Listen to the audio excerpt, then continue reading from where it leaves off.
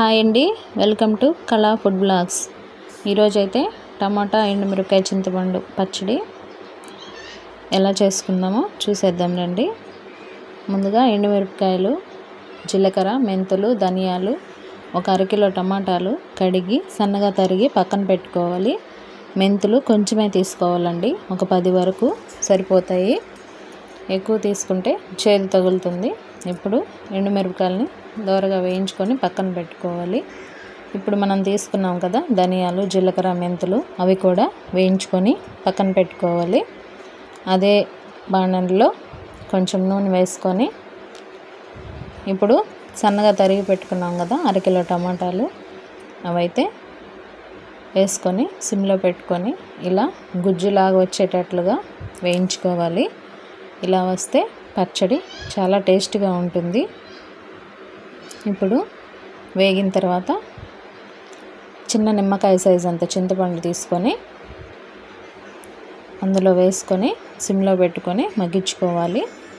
అవి చల్లారబెట్టుకొని రోట్లో వేసుకొని అయినా దంచుకోవచ్చు, లేదా మిక్సీ జార్లో వేసుకొని పచ్చడి చేసుకోవచ్చు. నేను మిక్సీలో వేసుకున్నానండి, ఎందుకంటే అంత కొంచెం బాగా మెత్తగా చేసుకోవడానికి నేను అలా మిక్సీలో వేసుకున్నాను. ఇప్పుడైతే ముందు ఎండుమిరపకాయలు, ధనియాలు అవి వేయించుకున్నాం కదా, అవి పొడిలాగా వేసుకొని తర్వాత మనం తీసుకున్న టమాటాలు వేసి ఇలాగ చేసుకోవాలి. ఇప్పుడైతే అందులోకి మెత్తటి పకోడా చేసుకుంటున్నాను. అది ఎలా చేసుకోవాలో చూద్దాం రండి. 3 పెద్ద ఉల్లిపాయలని, మీడియం సైజ్ అయితే 4, పెద్దవి అయితే 2 కానీ 3 కానీ తీసుకొని ఇలా పెద్ద పెద్ద ముక్కలుగా తరిగి పక్కన పెట్టుకోవాలి. పచ్చిమిర్చి కూడా 4 చీలికలుగా చేసుకొని సన్నగా తరిగి పెట్టుకోవాలి. కరివేపాకు కూడా వేసుకుంటే ఫ్రెష్ది వేసుకోండి, బాగుంటుంది. ఇందులోనే లైట్గా కొంచెం సాల్ట్ వేసుకొని బాగా నలిపినట్లుగా అయితే కలుపుకుంటే అవి బాగా విడిపోతాయి. విడిపోయినప్పుడు మనకి శనగపిండి బాగా పట్టి మెత్తటి పకోడా అయితే దీంట్లో వాటర్ రిలీజ్ అవుతుంది ఉల్లిపాయల్లోంచి, అప్పుడు అది చాలా టేస్ట్ వస్తుంది. ఇప్పుడైతే బాగా అవి పిసికినట్లుగా నలిపినట్లుగా బాగా కలుపుకొని పచ్చిమిర్చి, ఉల్లిపాయ బాగా కలిపితే ఆ కారం కూడా మనం వేయాల్సిన అవసరం లేదు, పచ్చిమిరపకాయతో సరిపోతుంది. ఇప్పుడు తీసుకున్నాం కదా 1 కప్పు శనగపిండి, అది వేసుకొని తర్వాత అరకప్పు బియ్యపిండి, కొంచెం వాము, క్యాప్సికమ్ ముక్కలు తీసుకొని నీళ్లు వేసుకొని మనకి మెత్తటి పకోడా ఇదండి ఈ కన్సిస్టెన్సీలో వచ్చేటట్లుగా కలుపుకోవాలి. ఇప్పుడు నూనె బాగా వేడెక్కిన తర్వాత మీడియం ఫ్లేమ్లో పెట్టుకొని ఒకటొకటిగా వదులుకోవాలి.